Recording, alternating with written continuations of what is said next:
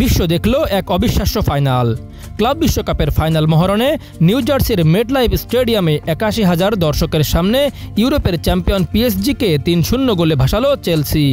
প্রথমার্ধ শেষে গ্যালারির অনেক মুখেই ছিল হতবাক, বিস্ময়, কারণ তারা যা দেখছে তা যেন বাস্তব নয়। পিএসজি প্রথমার্ধেই ৩ গোল খেয়ে বসে আছে। চেলসির হয়ে জোড়া গোল করেন কোল পালমার। ২২ ও ৩০ মিনিটে চেলসি রাইট ব্যাক মালোগুস্তার সহায়তায় বাঁ পায়ের নিচু শটে পরাস্ত করেন দোন্নারুম্মাকে।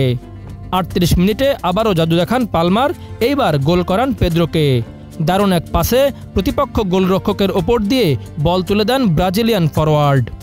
পিএসজিরও সুযোগ ছিল, কিন্তু চেলসির গোলকিপার রবার্ট সানচেজ ৬টি দারুণ সেভ করে দলকে রক্ষা করেন।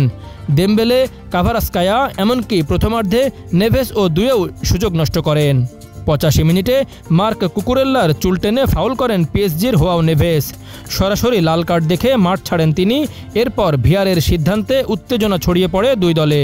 শেষ বাঁশির পর কথা কাটাকাটিতে জড়িয়ে পড়েন এনরিকে ও দোন্নারুমা চেলসির খেলোয়াড়দের সঙ্গে। ম্যাচ শেষে পালমার বলেন, সবাই আমাদের নিয়ে সন্দেহ করছিল, আমরা জানতাম কি করতে হবে, মাঠে তা প্রমাণ করেছি। পিএসজির পারফেক্ট মৌসুমের স্বপ্ন ভেঙে গেল ফাইনালে। প্যারিসের জায়ান্টদের রাজত্ব ভেঙে নতুন গল্প লিখল কোল পালমারের চেলসি।